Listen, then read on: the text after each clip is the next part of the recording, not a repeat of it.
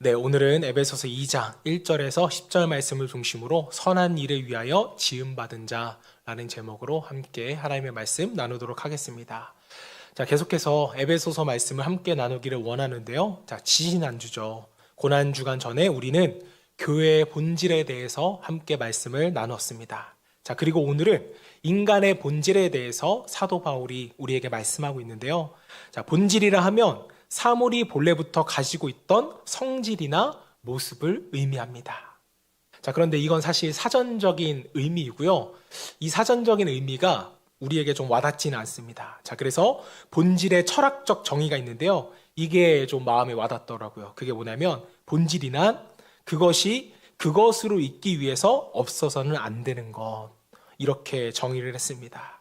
자, 그러니까 뭔가가 그것이 그것으로서 존재하기 위해서 없어서는 안 되는 것.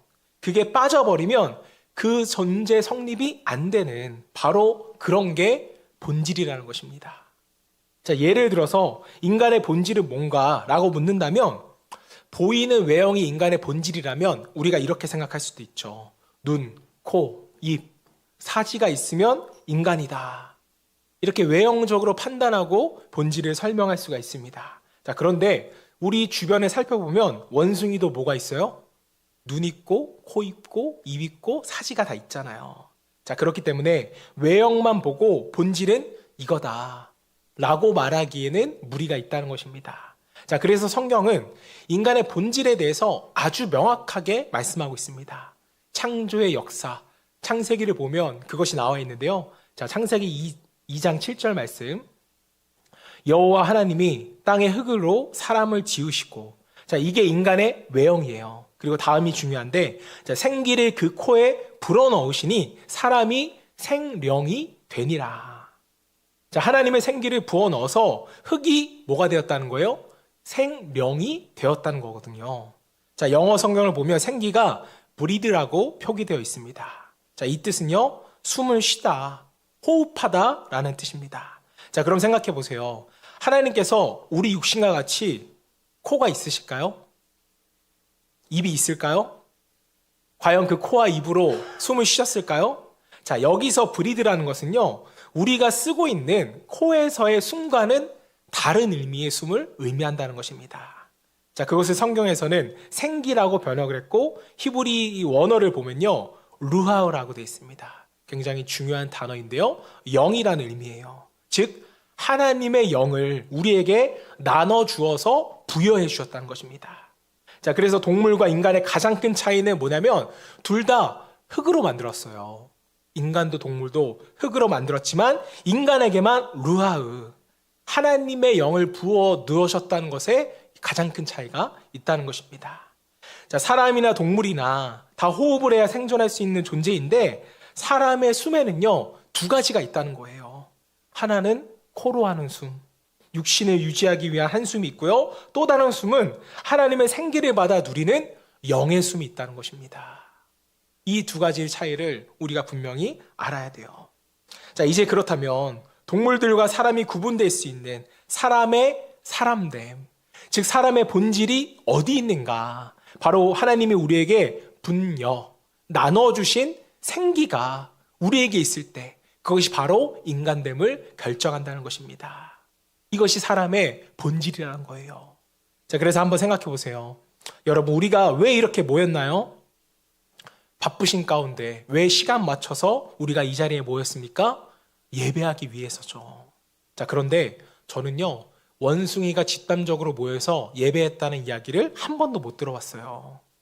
고양이가 아침 11시라고 모여서 예배 드리는 거 보셨어요? 못 봤습니다. 자, 왜 그럴까요? 하나님이 온 세상 피조물 중에서 유일하게 인간에게 하나님의 영, 하나님의 생기를 부어주셨거든요. 왜 주셨을까요? 예배하라고.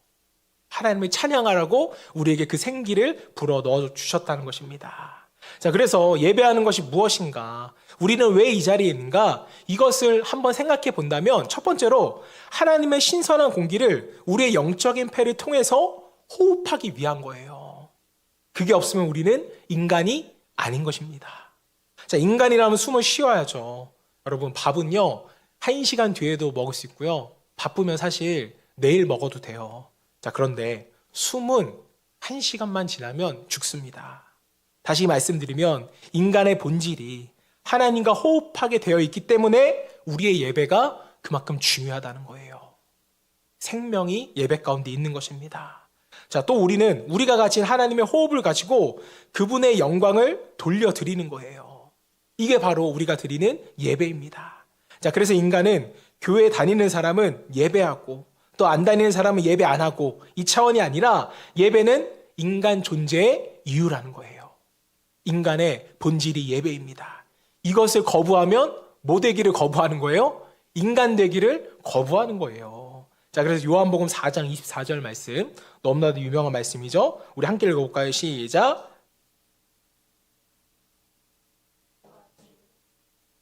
자, 말씀을 보시면 하나님은 영이래요. 우리 눈에 보여요, 안 보여요? 안 보이세요. 하나님은 육이 아니십니다. 자, 그래서 예배하는 자는 반드시 뭘로요? 영으로, 영의 호흡으로 예배해야 된다는 것이고 그분이 주신 진리로 우리가 예배해야 한다는 것입니다.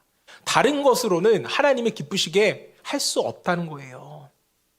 자, 그런데 인간은 영적인 존재인데 알다시피 우리에게 문제가 생겼습니다.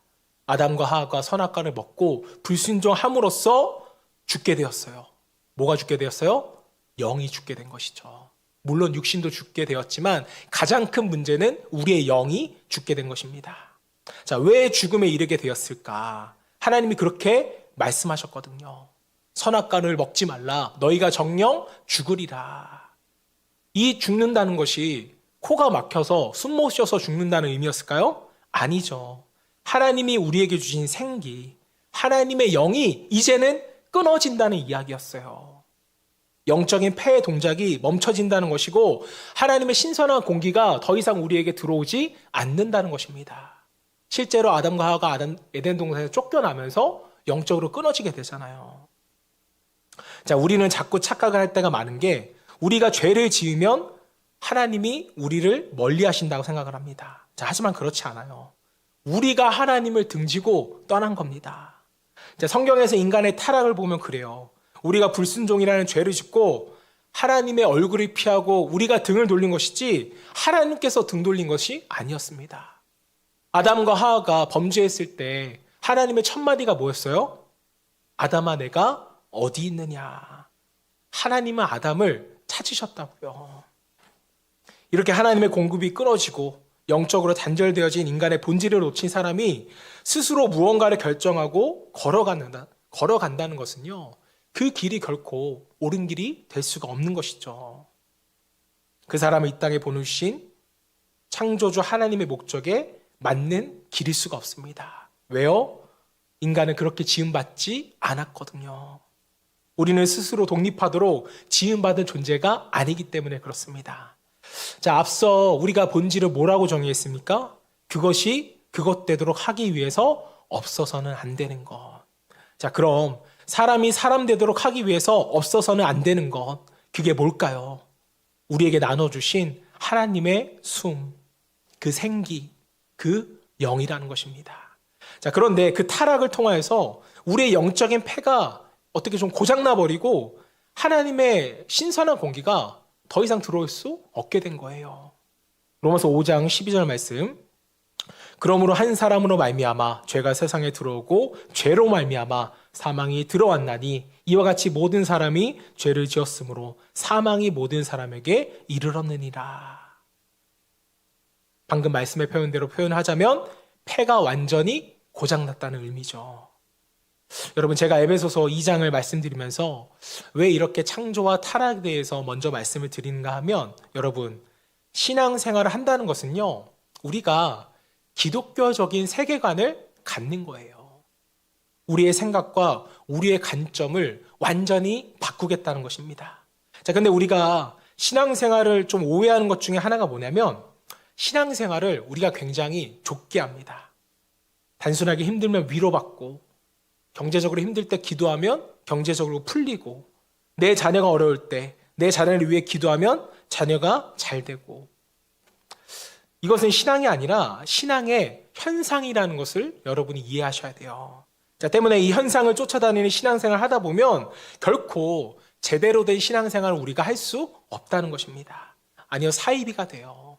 이단적인 신앙이 되는 것입니다. 제가 늘 말씀드리지만 예수 믿으면 복 받아야 안 받아요? 복 받아요.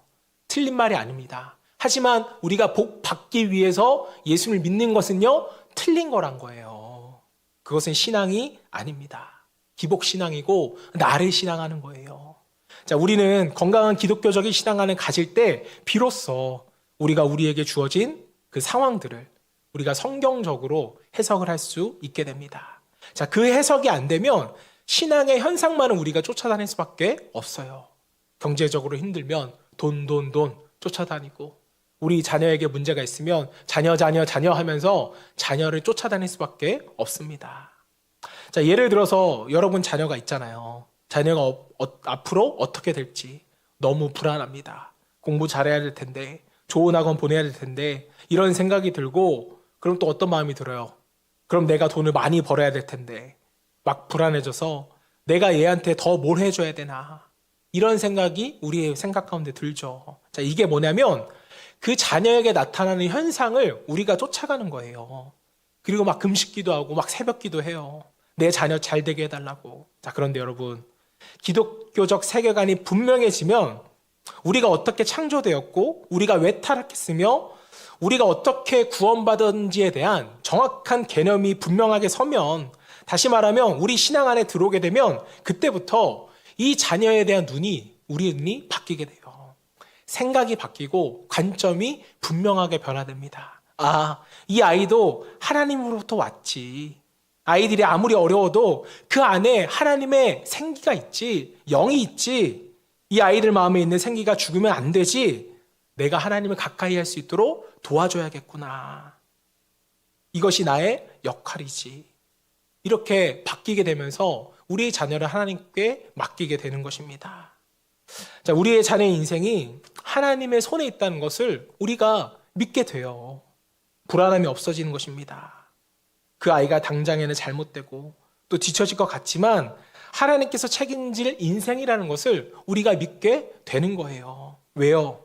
타락했던 인간을 구원하신 그 하나님을 우리가 믿거든요. 그 인간을 구원한 하나님이 우리의 자녀를 당연히 책임져 주시겠죠. 이게 없기 때문에, 이 세계관이 없기 때문에 우리가 자꾸 세상에 일어나는 어떤 현상만 쫓아가게 되는 것입니다. 오늘 여러분이 한번 자녀에게 하는 말들을 잘 한번 정말 생각해 보시길 바랍니다. 보통 학교 다녀오면 오늘 숙제했어? 라고 묻기 전에 오늘 성경 읽었니? 라고 물어보실 수 있어야 돼요. 학교나 학원 선생님에게 우리 아이 학업 수준이 어떻게 되나요? 라고 묻기 전에 교회 선생님께 우리 아이 신앙은 어떤가요? 라고 물을 수 있는 기독교적 세계관을 가진 부모님이 되셔야 됩니다. 이게 우리가 가져야 될 성경적인 부모의 질문이라는 것이죠. 우리 아이가 언젠가 하나님을 믿겠지. 이런 소극적인 자세는 하나님이 원하시는 부모의 태도가 아닙니다. 현상을 쫓는 부모가 아니라 본질을 보셔야 돼요. 그 아들을 아끼지 않으신 하나님이 우리 믿는 자들에게 가장 좋은 것으로 주시지 않겠느냐. 우린 이게 안 믿어지는 거예요. 왜요? 창조를 우리가 잃어버렸거든요. 우리가 얼마나 위대한 존재인지, 또 우리가 얼마나 타락해버렸는지, 그리고 얼마나 큰 사랑과 은혜를 받았는지 잃어버렸거든요. 그러니까 자꾸 우리는 의심합니다. 좋은 거 안 주시겠지? 사랑하는 여러분, 저는 우리 빗소교회 성도님들이 말씀을 덮어놓고 믿는 그런 믿음이 아니었으면 좋겠어요. 성경책은 덮어놓고 필요할 때 기도하면 주시겠지, 잘 되겠지, 이런 생각 버리셔야 됩니다. 말씀으로 우리의 세계관과 우리의 신앙의 틀을 바꾸셔야 돼요. 그리스도라는 지식을 키우지 않는다면 우리는 결국 현상만 쫓아다니는 미신에 빠지게 될 뿐입니다. 저는 빗소교회 성도 중에 이런 미신적인 신앙들, 현상을 쫓아가는 신앙인들은 한 분도 안 계시기를 주님을 축복합니다. 자, 특히 여기 계신 분들은 이제 개척교회를 섬기실 만큼 믿음이 있는 분들이기 때문에 우리가 성숙하고 좀 성경적인 신앙을 목표로 같이 신앙생활을 해나가셨으면 좋겠어요. 자, 오늘 에베소 2장 말씀을 나눌 때 정말 기독교적 세계관이 한번 우리의 심령 가운데 뿌리 깊게 들어올 수 있기를 주님의 이름으로 축원합니다.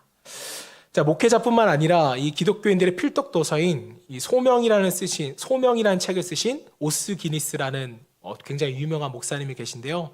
자, 본래 직업은 기독교 변증가입니다. 자, 이분이 이런 얘기를 했어요. 진정한 이해가 있을 때 비로소 진정한 믿음이 생기고, 그 진정한 믿음이 있을 때 비로소 진정한 체험이 생긴다.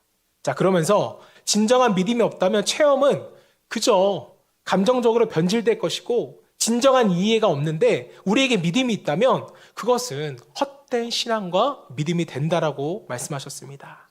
자, 쉽게 말하면 이런 분들은요, 내가 바라는 것, 내가 원하는 것만 항상 주시옵소서라는 기도밖에 못한다라는 거예요. 사실 여러분, 주시옵소서라는 신앙은요, 굉장히 위험한 신앙입니다. 하나님이 어떤 분인지는 상관없고, 또 내가 어떤 존재인지는 상관없고, 그저 내가 원하는 것만 달라?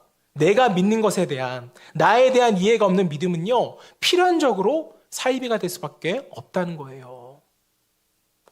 저는 이 말에 전적으로 동의했습니다.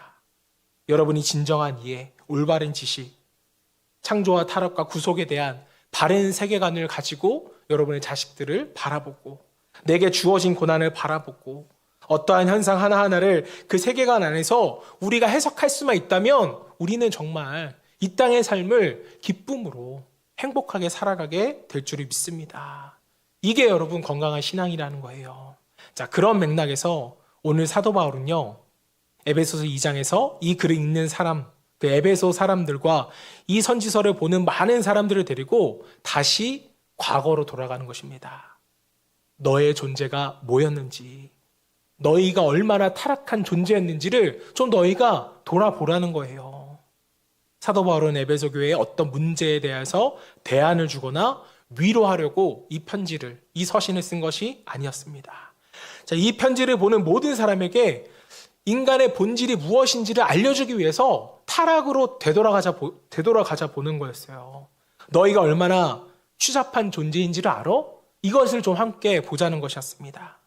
자, 여러분이 오늘 우리가 읽은 에베소 2장 1절부터 또 10절까지는요, 세 가지의 시제가 나와요. 첫 번째는 사도 바울이 인간이 타락했던 과거로 돌아갑니다. 자, 그리고 예수 믿는 우리가 얼마나 복된 존재인지 현재를 얘기하고, 자, 그 다음에는요, 우리가 복된 존재가 되었다면 어떻게 살아야 하는지 미래에 대해서 이야기를 해요. 과거, 현재, 미래가 다 들어있는 너무나 중요한 본문입니다. 자, 먼저 과거로 돌아가 보는데요. 2장 1절 말씀. 그는 허물과 죄로 죽었던 너희를 살리셨도다. 자, 사도 바울이 과거로 돌아가서 첫 번째로 한 이야기가 뭐냐면 허물과 죄악으로 너희는 죽었다부터 이야기를 합니다. 죽을지도 모른다. 앞으로 죽을 것이다. 죽고 있다가 아니라 허물과 죄로 말미암아 넌 죽었다부터 이야기를 해요. 즉 인간에 대한 사망 선고를 먼저 한 것이죠. 너희는 완전히 죽었다. 어떤 방법으로도 살 수 없음. 이것을 우리에게 선언한 것입니다. 자, 여러분, 여기서 죽었다는 게 계속해서 말씀드리지만 코가 막혀서 숨을 못 쉰다는 거예요? 아니죠. 우리의 영적인 폐가 끊어졌다는 얘기고, 하나님과 관계없는 사람, 하나님과 단절되어서 그분의 공급이 끊어진 그 사람, 그 인간의 모습을 이야기하고 있는 것입니다. 자, 그게 끊어지고 났더니 에베소서 2장 2절부터는 어떠한 현상이 나타나는지 볼게요. 그때 너희는 그 가운데서 행하여 이 세상 풍조를 따르고 공중의 권세 잡은 자를 따랐으며 곧 지금 불순종의 아들들 가운데서 역사하는 영이라. 전에는 우리도 다 그 가운데서 우리 육체의 욕심을 따라 지내며 육체와 마음에 원하는 것을 하여 다른 이들과 같이 본질상 진노의 자녀이었더니. 자, 너희는 죽었어. 죽었기 때문에 너희의 소속이 바뀌게 되는데, 아까 인간의 본질이 뭐라 그랬어요? 그리스도인의 본질이 하나님의 생기, 하나님의 영을 받은 자가 본질이었잖아요. 자, 그런데 그 영적인 폐가, 영적인 본질이 끊어지고 나니까 우리의 본질이 바뀌어버렸습니다. 뭘로요? 진노의 자녀로. 이 얘기가 뭔가 하면 우리는 뭘 해도 안 된다는 거예요. 어떤 길을 가도 안 된다는 거예요. 누가요? 인간이요. 우리가요. 우리는 어떤 길로 가든 사망의 길로 걸어갈 수밖에 없는 것입니다. 우리에게 주어진 것은 그저 진노. 왜 그랬을까요? 하나님과 무관해지니까. 하나님께서 처음에 우리 인생을 만들었을 때 하고는 180도 다르게 불순종의 자녀, 어둠의 자녀, 우리의 마음과 육체가 원하는 것만 행할 수밖에 없는 그 존재로 바뀌어졌다는 거예요. 이게 진노의 자녀된 우리의 모습인 것입니다. 자, 그럼 우리가 어떻게 해야 될까? 이 진노를 우리가 해결해야 되잖아요. 참 다행이고 감사한 것은 하나님께서 인간에게는 하나님의 생기를 나눠주셨지만 모든 피조 세계에는 하나님의 신성과 하나님의 능력을 나타내 보이셨습니다. 자, 그래서 우리가 어디 막 여행을 가면 자연의 신비에 우리가 놀라잖아요. 어떻게 이렇게 창조되었을까? 이건 하나님이 아니면 불가능하다. 이런 생각을 가져보셨죠? 자, 그게 뭐냐면 하나님 아니고서는 안 되는 분명한 증거들을 우리에게 남겨주셨거든요. 우리가 호흡하고 있는 산소와 이산화탄소, 질소, 여러분 여기에 0.1%만 비율이 달라져도 인간은 숨을 못 쉬고 죽는데요. 바다의 염도가 조금만 달라져도 물고기는 살지 못한다고 합니다. 지구의 기온이 조금만 올라가도 자연재해가 일어나는 게 이 땅이잖아요. 하나님이 아주 예민하게 이 지구를 운영하고 계시다는 증거입니다. 우리가 이걸 보면서 어떻게 하나님이 없다라고 말할 수가 있겠어요. 자, 그래서 로마서 1장 20절 말씀. 창세로부터 그의 보이지 아니한 것들 곧 그의 영원하신 능력과 신성이 그가 만드신 만물에 분명히 보여 알려졌나니 그러므로 그들이 핑계하지 못할지니라. 아유, 나는 하나님 계신지 몰랐어요. 정말 계신지 몰랐어요. 이렇게 핑계치 못한다는 거예요. 근데 21절을 보니까 하나님은 알되 너네가 하나님을 있다고 계신다는 것을 알고도 믿고도 하나님의 영화롭게도 아니하며 감사하지도 아니하고 오히려 그 생각이 허망해지며 미련한 마음이 어두워졌나니 22절 스스로 지혜 있다 하나 어리석게 되어 썩어지지 아니하는 하나님의 영광을 썩어질 사람과 새와 짐승과 기어다니는 동물의 모양의 우상으로 바꾸었느니라. 그러므로 하나님께서 그들의 마음의 정욕대로 더러움에 내버려 두사 그들의 몸을 서로 욕되게 하셨으니 이는 그들이 하나님의 진리를 거짓으로 바꾸고 피조물을 조물주보다 더 경배하고 섬김이라. 주는 곳 영원히 찬송할 이시로다. 아멘. 자, 여러분 피조 세계를 통해서 만물의 신비를 통해서 하나님이 있다는 걸 알았지만 인간이 돌아가요, 안 가요? 안 돌아가요. 왜 그럴까요? 하나님과 단절되면 하나님과 등 돌려서 그냥 살아가는 것이 편하거든요. 그냥 육신을 쫓아서 따라가는 게 우리에게 너무나도 좋은 것입니다. 자, 여러분이 하나님의 생기를 잃어버리고 육신이 되어버리고 하나님과 단절되면 인간에게 첫 번째로 나타나는 증상이 있는데 그게 뭐냐면 욕심이에요. 여기서 중요한 건 욕심과 욕구를 여러분이 착각하시면 안 됩니다. 이것은 분명 달라요. 자, 예를 들어서 여러분들이 막 잠이 와요. 근데 잠을 안 자요. 3, 4일 동안 안 자면 어떻게 될까요?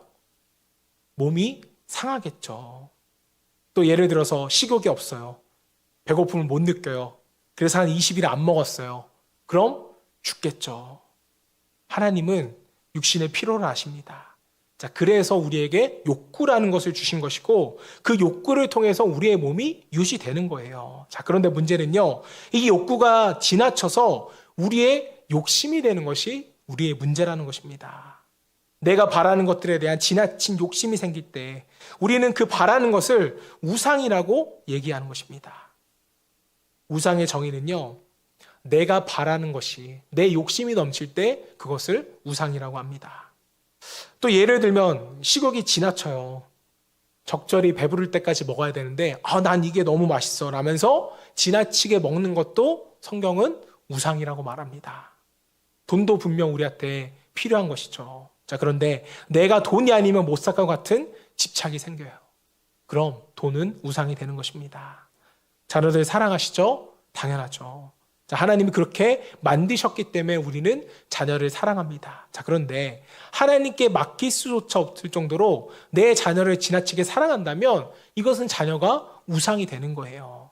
자, 그래서 로마서 1장 25절 마지막 말씀에 뭐라고 말했어요? 잠시 띄워주세요. 그들이 하나님의 진리를 거짓으로 바꿔서 피조물, 돈, 식욕, 자녀 이런 것들을 조물주보다 더 경배하며 섬기더라.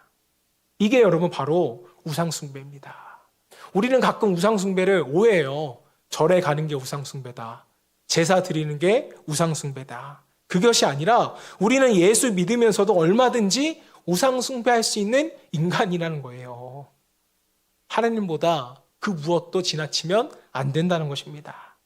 자, 우상이 때론 우리에게 뭘 좀 주는 것 같아요. 필요하다고 막 열심히 애쓰면 또 바라면 신기하게 뭔가 이루어질 때도 있는 것 같습니다. 자, 그런데 여러분, 하나님과 영적인 호흡이 끊어지고 단절된 상태에서 우상이 주는 만족이라는 건 마치 이런 것 같습니다. 뿌리가 잘린 나무. 여러분, 뿌리가 잘린 나무를 잠깐 보시면 살아있는 것 같아요? 죽어있는 것 같아요? 살아있는 것 같아요. 자, 그런데 하루 이틀, 일주일, 한 달이 지나면 그 나무는 어떻게 되어 있습니까? 바싹 말라 죽어 있다는 것입니다. 자, 우상이 주는 만족이라는 건 뿌리 뽑혀진 나무 위에다가 물에 계속 붓는 것과 같다라는 거예요. 잠깐의 생명 연장의 효과는 있겠죠. 하지만 살 수 없는 것이 바로 우상입니다. 자, 사랑하는 여러분, 뿌리가 잘린지도 모르고 하나님과 끊어진 채 우상을 쫓아 살아갔던 인생, 그것이 바로 너희 과거의 비참한 인생이었다. 이것을 사도 바울이 우리에게 먼저 말씀하고 있는 것입니다. 우린 죽은 사람이었어요. 자, 그런데 지금은 현재는 어때요? 여러분 다 예수 믿고 구원 받으셨잖아요. 아멘이십니까? 자, 그런데 어떻게 구원 받으셨어요? 우리는 하나님의 에덴 동산에서 우리를 만들어 주시고 생기까지 주셔서 나랑 같이 친하게 지내자, 동행하자, 교제하자, 나를 예배해라, 내가 너에게 공급해 줄게, 이런 사랑의 마음으로 아버지가 되셨는데 우리는 이것에 매몰차게 등져버렸거든요. 불순종했습니다. 자, 하나님이 이게 안 되는 거예요.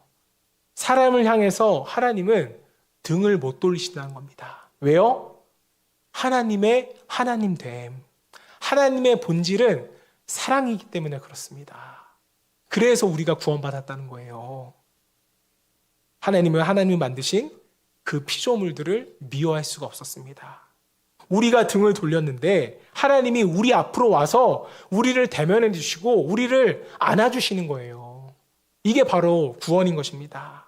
우리가 먼저 회개했나요? 우리가 먼저 하나님을 찾았어요? 하나님께 우리가 먼저 매달렸습니까?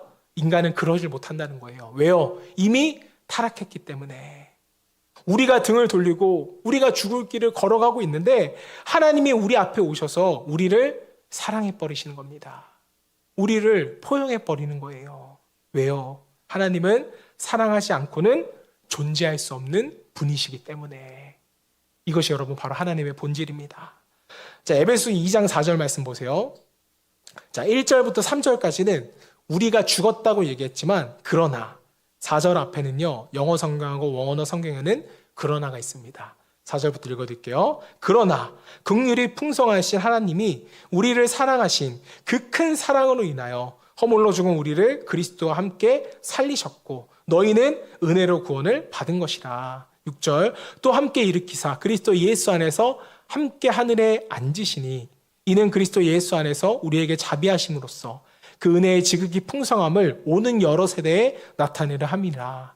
너희는 그 은혜에 의하여 믿음으로 말미암아 구원을 받았으니 이것은 너희에게 난 것이 아니요 하나님의 선물이라. 행위에서 난 것이 아니니 이는 누구든지 자랑하지 못하게 함이니라. 자, 여러분, 우리가 어떻게 구원받았다고요? 믿음으로요? 내가 열심히 해서요? 그런 소리 절대 하지 마세요.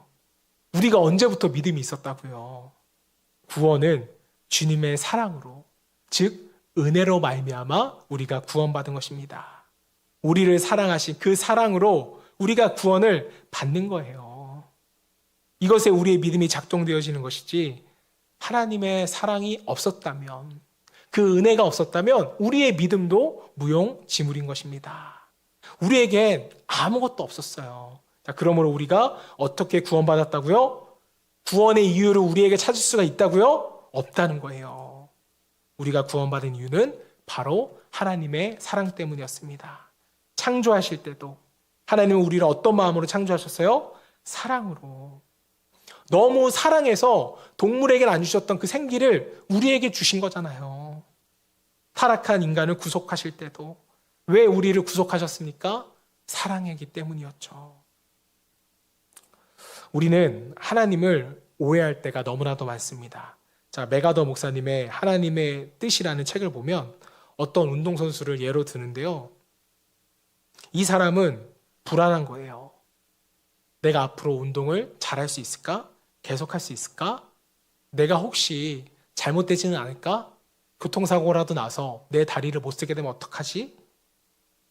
그러면서 하나님이 나에게 더 이상 운동하지 말고 플룻을 연주하라고 하면 어떡하지? 이런 쓸데없는 생각이 인간에게 있다는 것입니다.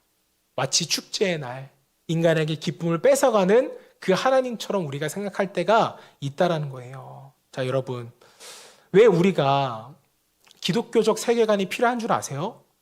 창조가 하나님의 사랑으로 되었고 구원이 하나님의 사랑으로 되어 있다는 확신, 그리고 지금도 나를 사랑하고 계신다는 것이 바로 기독교의 세계관입니다. 자, 그런데 우리는 늘 불안해요.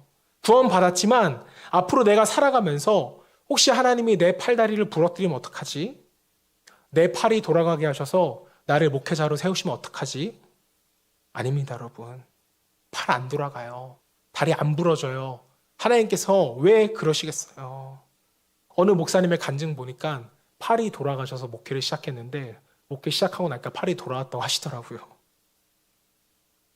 왜 하나님이 그런 진노와 분노를 여러분에게 쏟으시겠어요?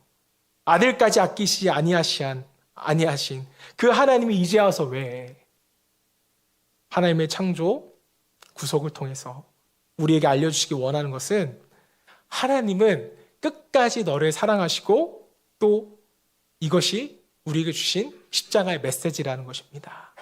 자, 하나님은 사랑이라는 순수한 목적과 동기 이외에 우리에게 요구하신 것이 없어요.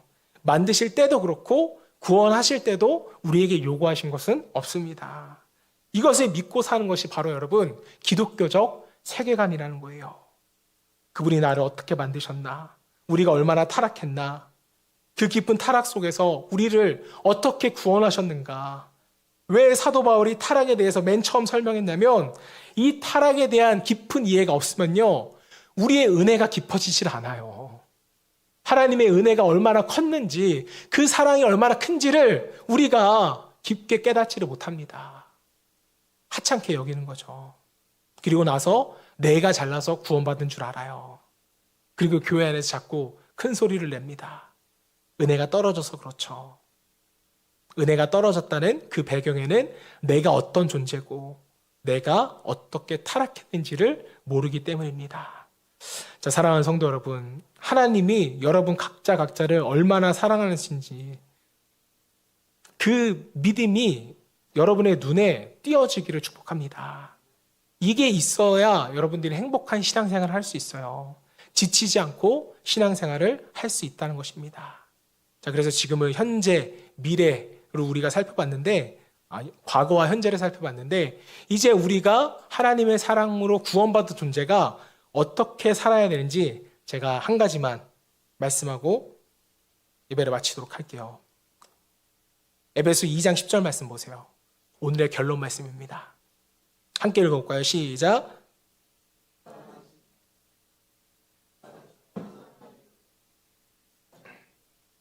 이 일은 하나님이 전에 예비하사 우리로 그 가운데서 행하게 하려 하십니다.